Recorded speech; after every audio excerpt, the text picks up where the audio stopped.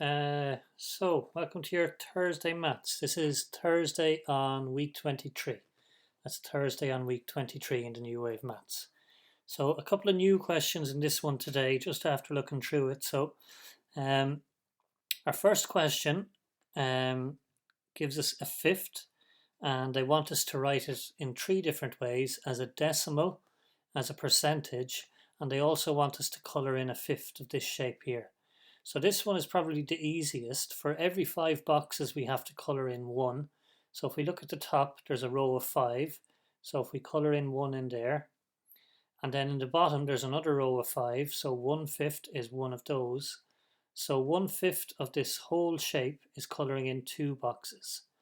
Okay, another way of writing that, you don't have to do this for the question, but just so that you can see it, that is 2 out of 10, and that's the same as 1/5.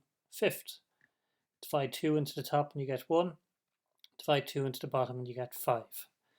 Now that 2/10 there is actually handy for working out what a percentage is, because 2 over 10, well, we can put a 0 on the top and the bottom, and that gives us 20 over 100. So 1/5 is 20%. And the percentage always tells us the first two numbers after the decimal, so it's 0.20, and there's no need for that last 0. You can leave that one out if you like. Question 2, we've got -3, and onto that we're adding on -5. So we always start at 0, and we are going to count back, first of all, 1, 2, 3 in the negative direction. This way is minus. We get to -3, and from there we're going to go back another 1, 2, 3, 4, 5. So next will be -4, then -5, and I want you to tell me what you land on here at the end. Number 3, draw a line of symmetry on the semicircle. Now, a line of symmetry is where you can fold it over the line and all of the edges and vertices will line up with each other. So I'm going to draw one that's not a line of symmetry. So if we did it that way and folded it over, we'd end up with a shape like this here where nothing matches. Okay, so a horizontal line isn't going to work. But if you try another line that we know there, I think you'll find that it works for you. Question 4, the place value of the 5 in 2.052.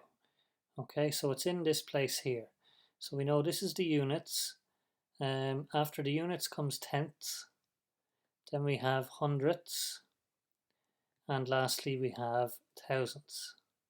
And the 5 is in the hundredths place. So the value of that is 5 hundredths, 5 over 100. Number 5, we've got 1.5 multiplied by 0.4. Okay, so once we do this, in our answer, we count how many numbers there are after the decimal to tell us where our decimal goes.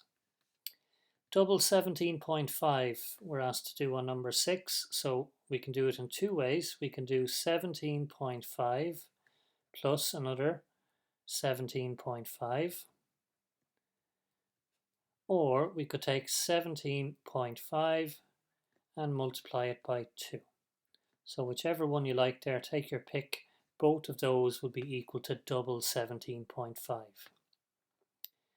Now, it's 2:15 a.m. in Ireland, and it's 11:15 a.m. on the same day on Australia. What is the time difference? Okay, so we need to count from 11:15 up to, next will be 12:15, that's 1 hour. Then we'd have 1:15, that's 2 hours. And then we'd have 2:15, that's 3 hours. So altogether there's 3 hours in the difference there. Okay, 3 hours. HRS is short for hours. That would be the time difference.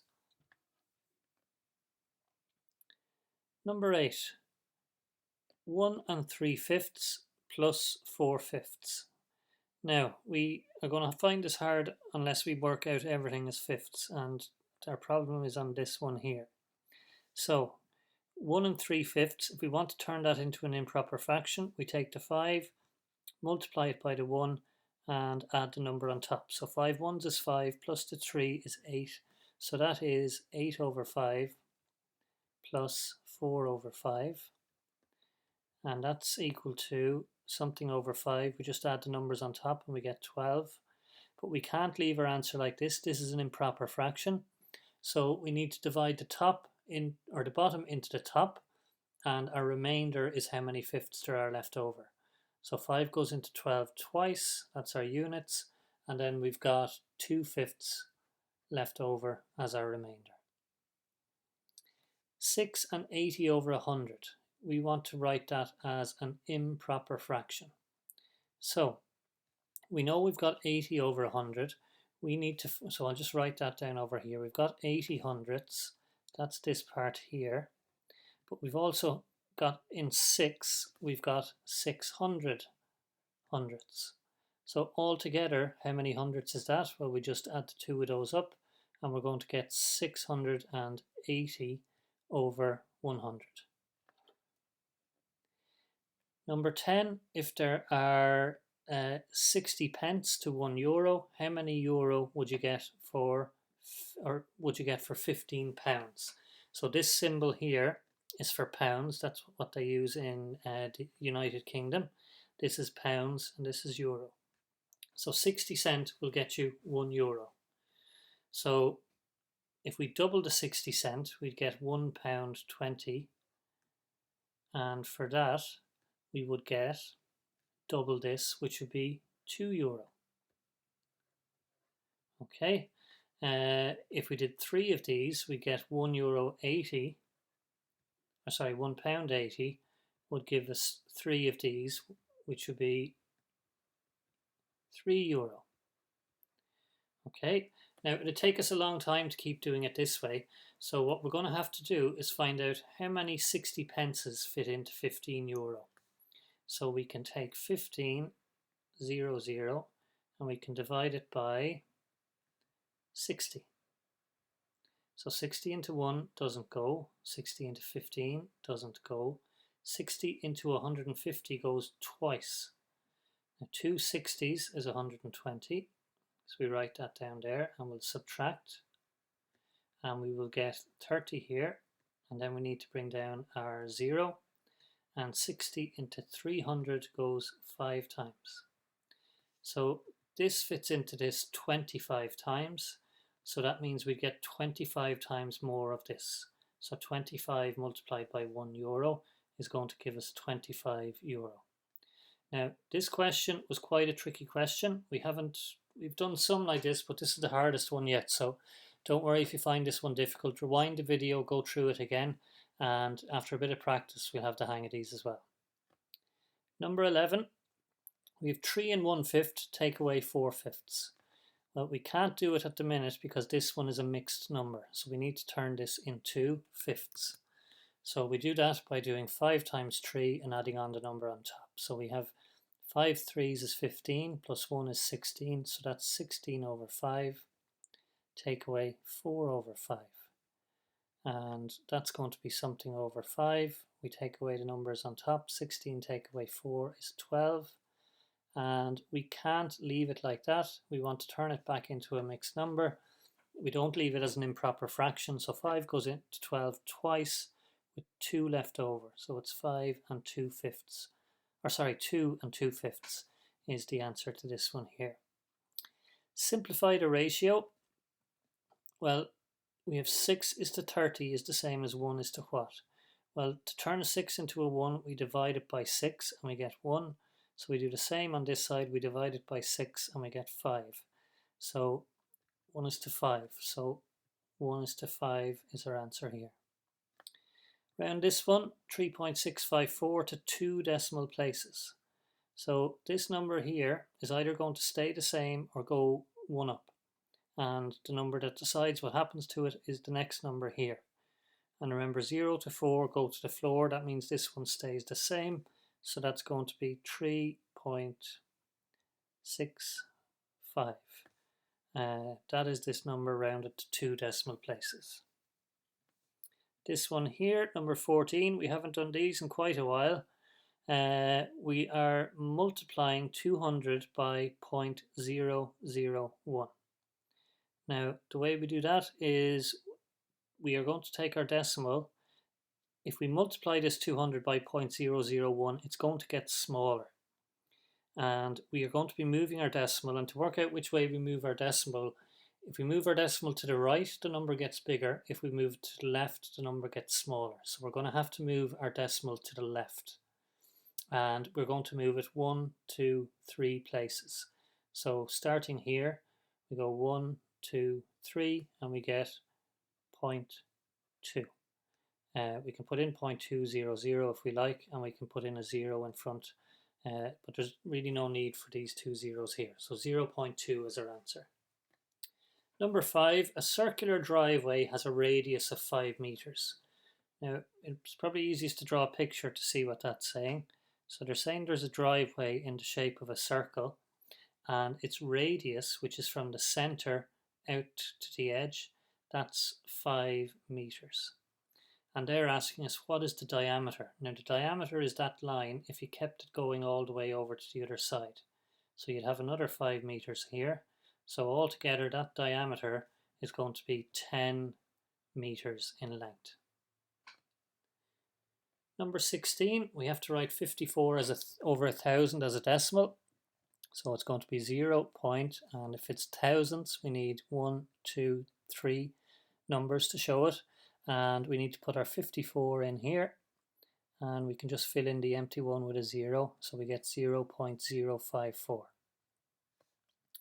Now 4 by something by 17 is equal to 1,700.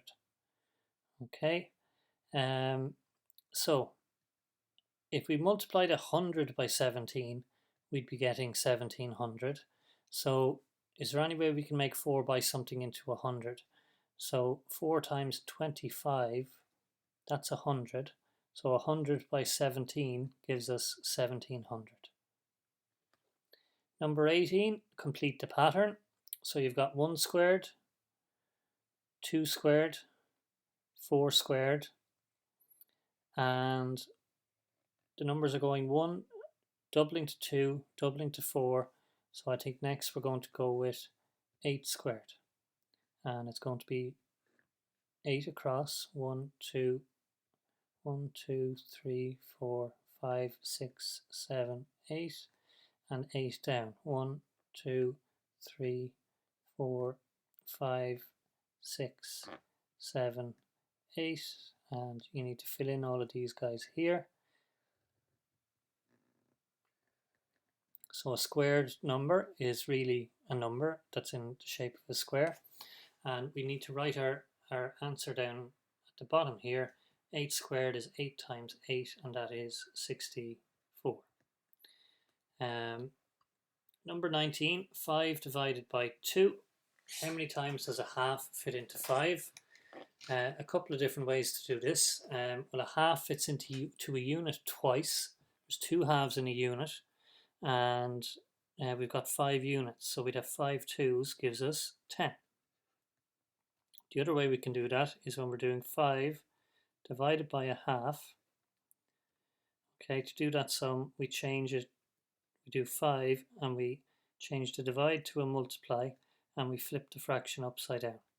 So we get 5 by, and we make this over 1. So 5 times 2 is 10. And on the bottom we get 1, and 10 divided by 1 is 10. So 2 different ways you could do that. And the last one, what is the perimeter of a regular octagon with 50mm sides? Well, an octagon has 8 sides, and they're all 50mm long, so we're going to have 8 times 50mm. And if we do that sum, 8 times 50, we'll get our answer in here in millimeters for the perimeter of the octagon.